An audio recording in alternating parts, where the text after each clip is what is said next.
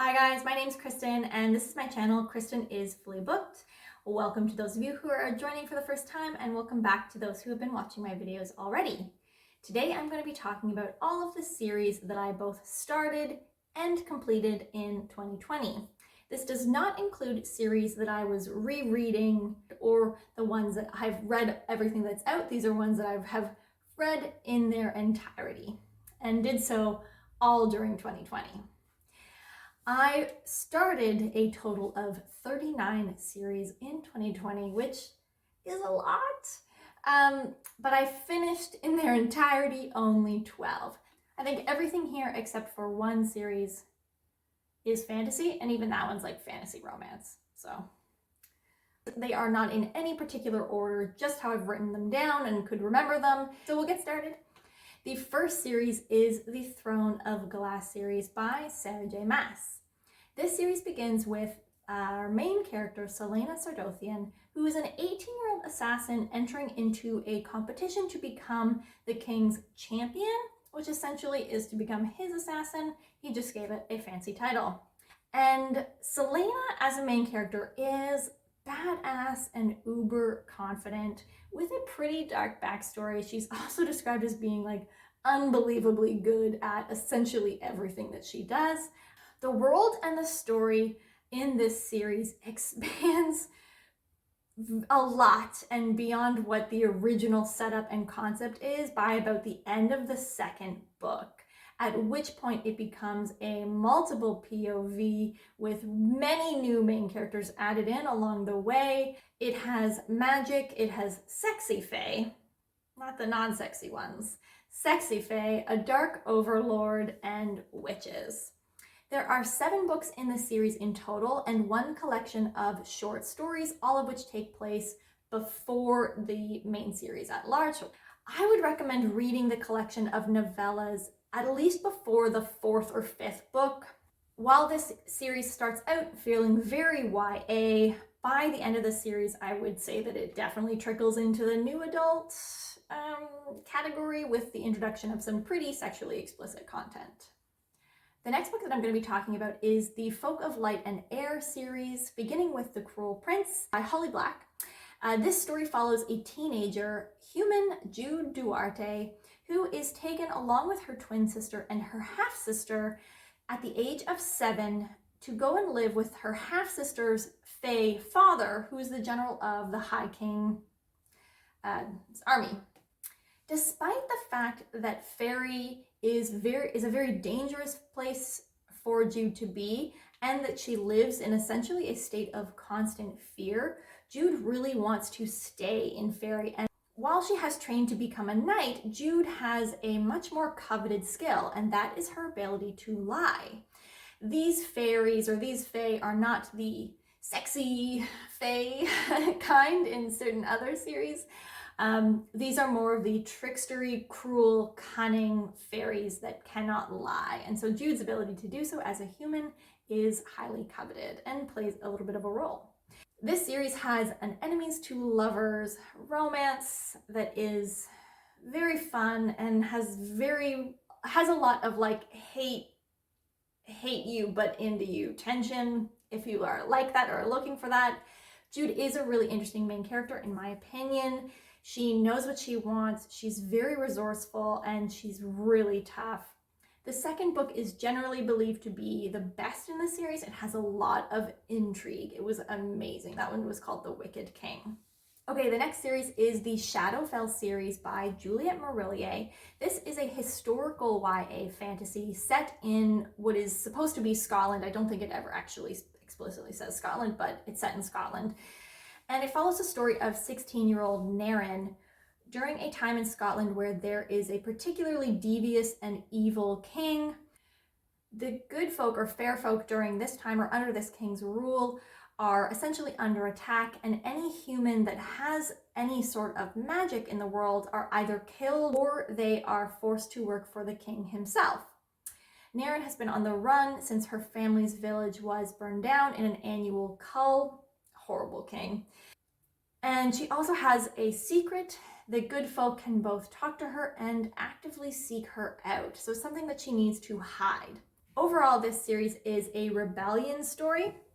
There is a romantic subplot that I found really, really bittersweet due to the fact that the role that the love interest plays in the rebellion, they can't actually be together or like in the same vicinity for a lot of the time. And so the moments that they do have are really, really special.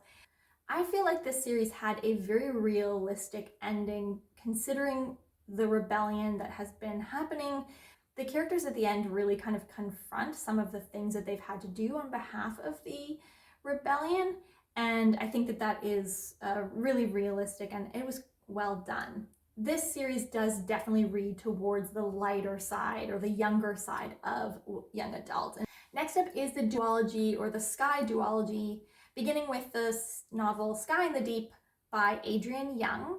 This is a Viking-inspired duology with the first book following 17-year-old Elin, who was raised to be a fighter during this recurring battle between her clan and a rival clan. The two clans essentially are like ancient enemies, and they meet up every 5 years to fight it out.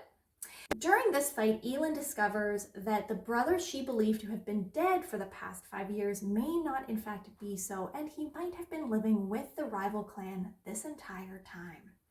Elin is then caught and forced to spend the winter as a slave to this rival clan, in a situation where she is also forced to be around this brother who she feels has betrayed her.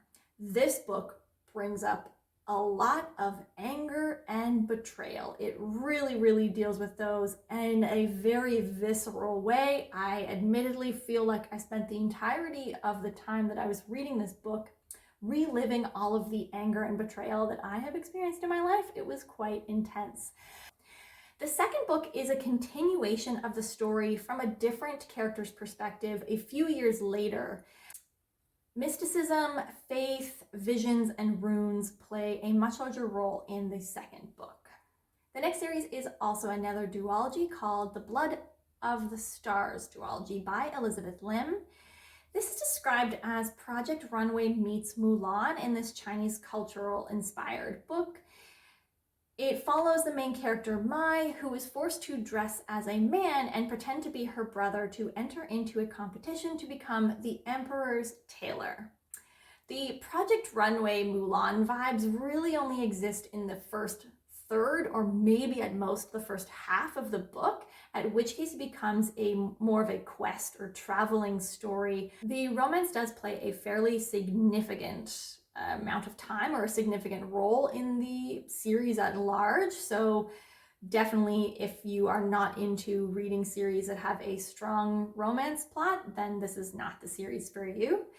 The magical elements in this series take form in the place of like a magician, some magical objects.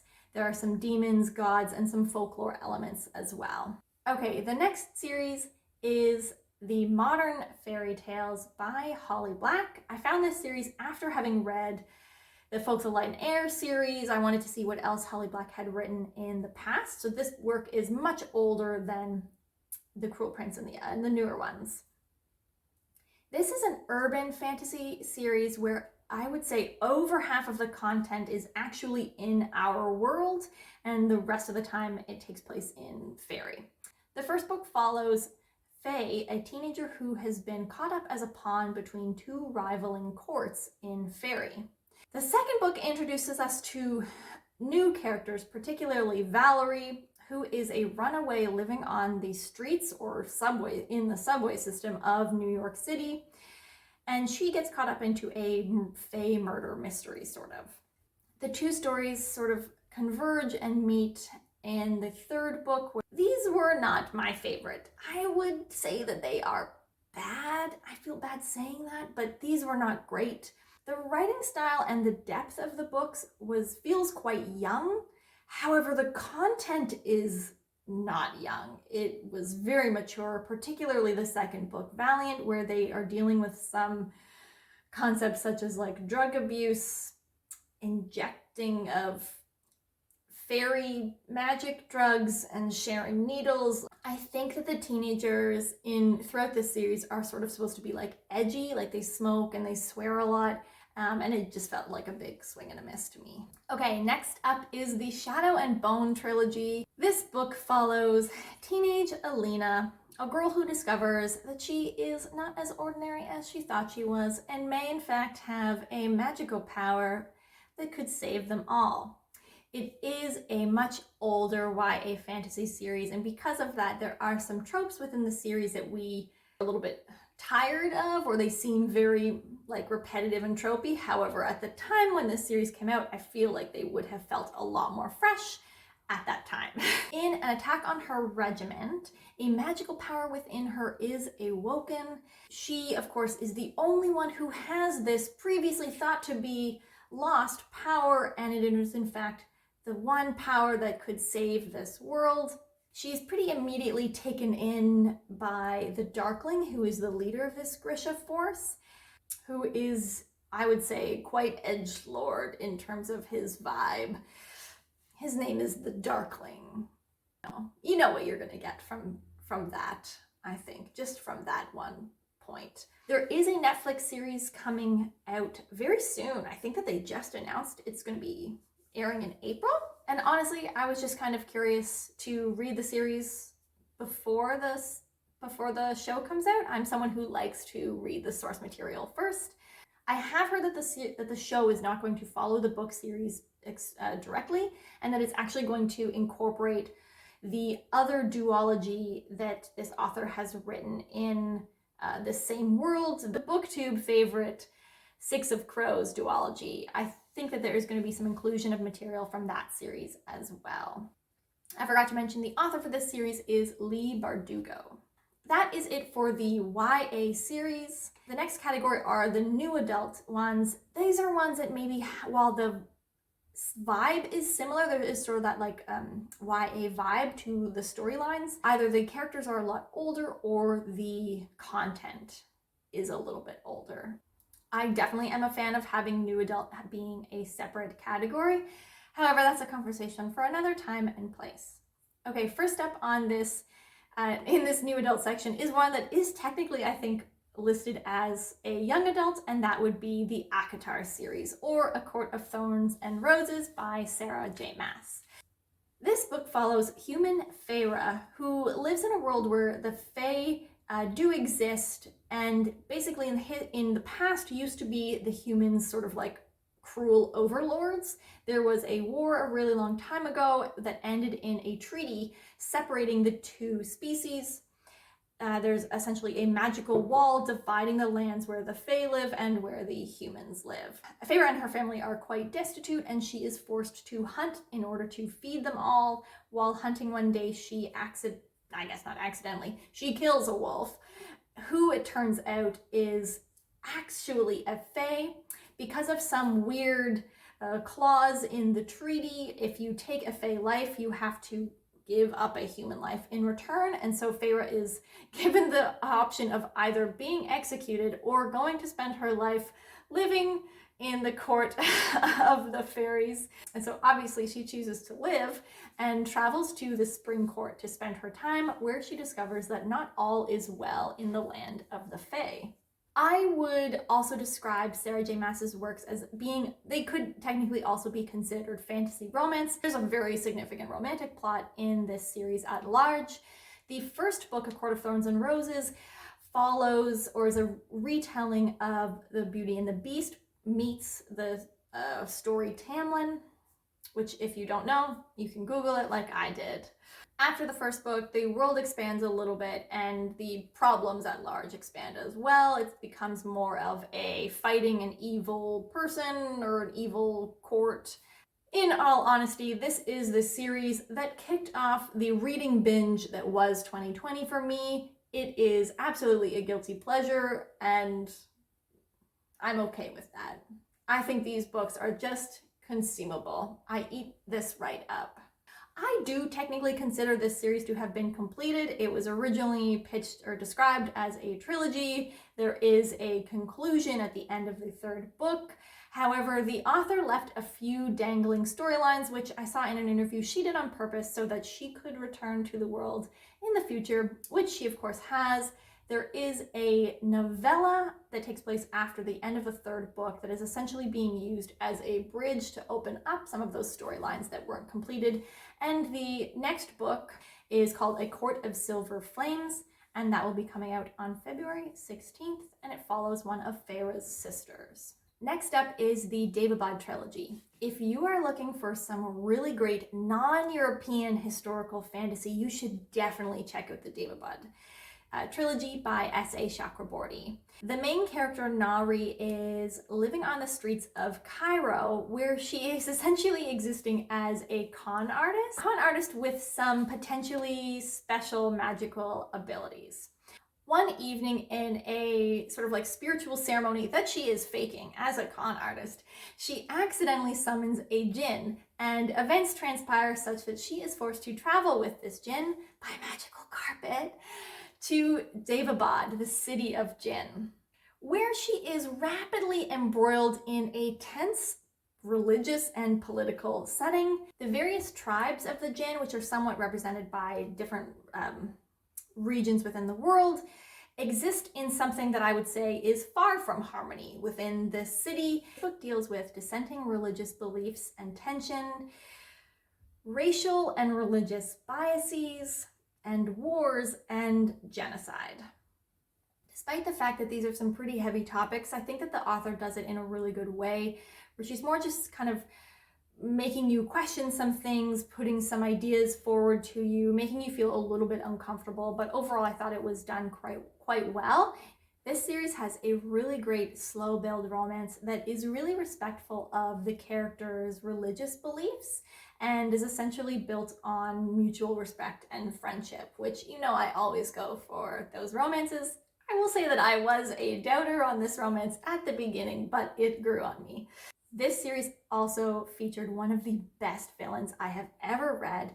Their backstory is explained and totally understandable. You totally get where this character, or why this character is the way that they are, but you still really disagree with what they're doing. This is a really great read. It's really different from a lot of what is already out there, and it finishes up with a great third book that made me ugly cry several times. The last series that I have in the new adult category is the Swords and Fire series by Melissa Caruso. And this is a series that I don't think is technically categorized as new adult, but I think should be, based on the vibe, the content, and the ages of the character involved, the age of the character involved. This is definitely not a YA, though the author has said that many, many times. This is an underrated series that I wish more people knew about it. I found out about the series through one of my dear friends, Taylor, who lives in the city. She recommended it to me. I kind of felt okay about the first book, but then when I picked up the second book a couple months later, I was absolutely hooked and ravenously finished the rest of the series. This is a single POV novel, despite the fact that this book synopsis makes you think that there might be an additional point of view. This series follows Amalia, who is an heiress of a wealthy and powerful family in a Venetian-inspired empire. In this world, certain people have magic in a few different forms and are called mages. Mages are also forced to be bound to what is called a falconer, who is essentially a non-magical human within this world that controls when they can and can't access their power. In a bit of a mix-up, Amalia is accidentally bound to a fire mage named Zyra, who has been living on the streets and hiding her power in order to avoid being conscripted into the army. The two are then forced together and forced into a political role that neither of them wants. The character arc of Amalia in this series is actually really wonderful. She really grows and comes into her own over the course of these 3 books. Amalia as a character is really interesting because she's someone who doesn't have magic, but who has studied extensively, like in university, the theory of one of the forms of magic, and so she's actually quite knowledgeable, and this knowledge of the magic in this world plays a really big role in the arc throughout the story. There is a romantic plotline, and it goes in a really interesting direction, or at least it goes in a direction that you are sort of expecting, but then the author kind of flips it on its head in a couple of different ways. The relationships felt very grown up and mature, but not in a smutty way, more in the ways that they interacted and communicated with each other, which was very refreshing. Okay, finally we have the last two series, and these ones are both adult fantasies. The first is the Book of the Ancestor by Mark Lawrence. This is a grimdark fantasy series that is usually described as following assassin nuns, which is a pretty fun concept.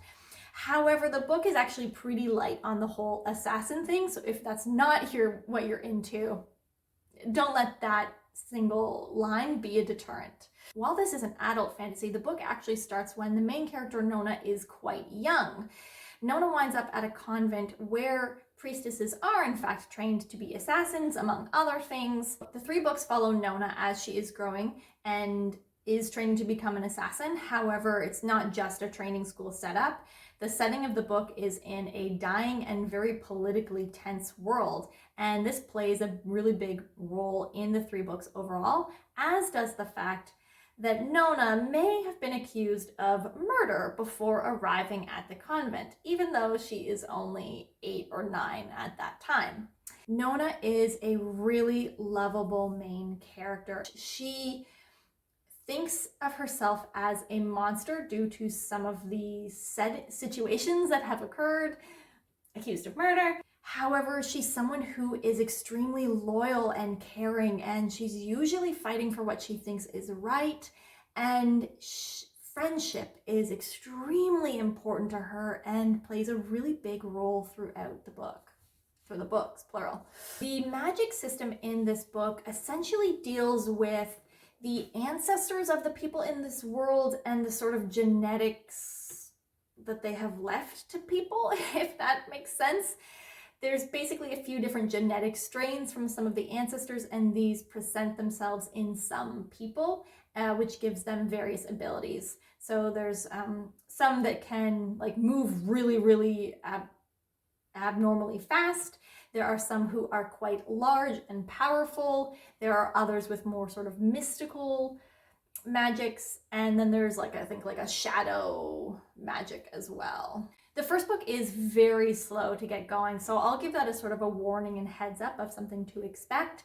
It also plays around with this idea of Nona retelling a particular story over and over again, that she sort of lies a little bit about each time. I know some people are annoyed by that fact, but I really enjoyed it because I was like, wait, there's more, or is it the truth this time? The final series that I started and completed in 2020 was The Captive Prince by C.S. Passat. This is an LGBTQ fantasy romance following the story of Daemon, who is a warrior and the rightful heir to his father's throne, until his half-brother steals power, captures Daemon, strips him of his identity, and sells him as a pleasure slave to the prince of their rival kingdom, Prince Laurent. Laurent is the polar opposite of Daemon. He is brilliant, beautiful, but devious and cunning. Daemon has to navigate his new political web in a kingdom that is very different than his own, all while hiding his true identity, which, if found out, would put him in very serious danger because he is quite an enemy to this kingdom. Daemon and Laurent are forced to work together despite sort of hating each other, and despite the backstory of who Daemon actually is and why this would be such a problem to Laurent. This book does talk about the pleasure slaves quite a bit, and it is quite critical of this setting. So I would not say that it romanticizes this idea. The romance is very slow to build, and it definitely is one that is, I guess you could say, it's a hate to love romance, and it's also like a hate sexual tension energy throughout most of it.